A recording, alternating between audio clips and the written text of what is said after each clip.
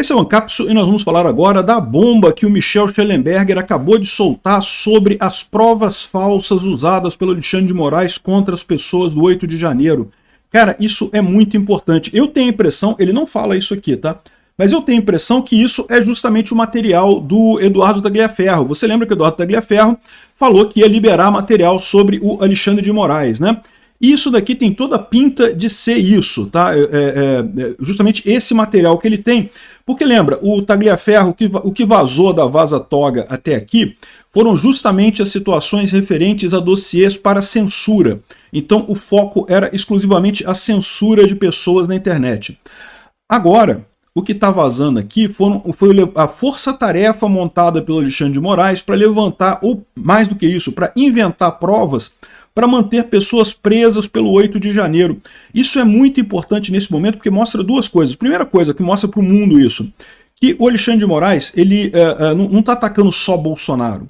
Se fosse, lá fora estão querendo vender a ideia de que o Trump colocou a Magnitsky no Alexandre de Moraes porque o Alexandre de Moraes está tentando atingir o Bolsonaro. Não é só o Bolsonaro, são milhares de pessoas aqui no Brasil sofrendo torturas na mão desse idiota, né? E segundo, se você olha o que tem aqui, percebe-se claramente o absurdo que foi essa história toda, como esse processo foi absolutamente político, tá?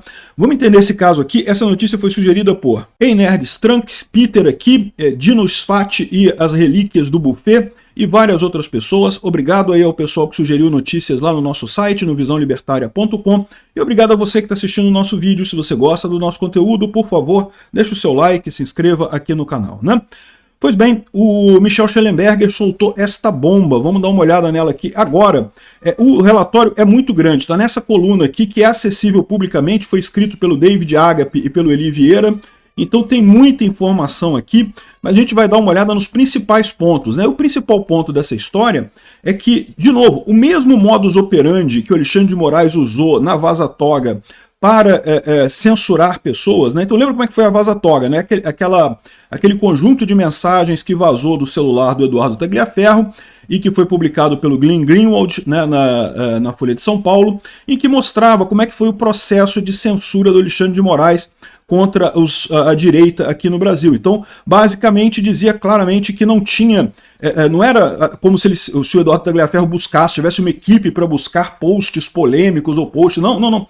Era denúncia. O Alexandre de Moraes já mandava, olha, eu quero achar coisa sobre isso daqui. Aí o que a equipe dele fazia era dar uma busca para ver se achava alguma coisa daquela pessoa que pudesse ser usada como prova, e bastava um print, um negócio, né? O próprio pessoal falou, vocês lembram? Não, use a sua criatividade, pegue uma crítica mais ácida, use a criatividade, não sei o que lá. Ou seja, ele pegava absolutamente qualquer coisa para montar o relatório e isso servia como base para o Alexandre de Moraes censurar a pessoa, pedir derrubada da conta e várias outras coisas, né? Ou seja, isso já é um absurdo, mas veja, esse negócio da Vaza Toga, o que a gente tinha até aqui era sobre censurar pessoas.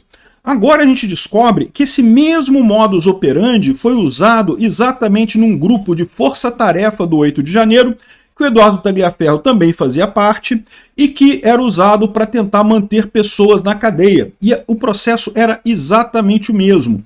Vocês lembram como é que foi o 8 de janeiro, né? Teve lá o quebra-quebra, aquele negócio todo, e no dia seguinte a polícia, inclusive com a ajuda do exército, botou os manifestantes todos em ônibus e foi todo mundo preso. Foi todo mundo para Papuda, todo mundo preso. E isso tinha um problema. Por quê? Porque teve um monte de gente que estava no acampamento que nunca foi na manifestação, que não estava na manifestação, que não tinha nada a ver com aquilo, né? Que não foi lá no 8 de janeiro quebrar as coisas, ficou lá no quartel do Exército, lá na manifestação do Exército, e ficou por lá mesmo. Teve gente que até foi para Brasília para participar da manifestação, mas chegou só depois, não fez parte da manifestação, né? Essas pessoas, por óbvio, não têm nenhuma ligação com o que aconteceu no 8 de janeiro, né? Mas, no entanto, foram presas. E aí, qual que foi a lógica do Alexandre de Moraes nesse caso? Ele mandou caçar alguma coisa dessas pessoas. Então, aí, olha só, teve gente que ficou presa porque teve post criticando o Lula. Aqui, ó. Por exemplo, a Força Tarefa de Moraes denunciou um caminhoneiro por uma série de postagens no Facebook que criticavam Lula e questionavam as eleições de 2022.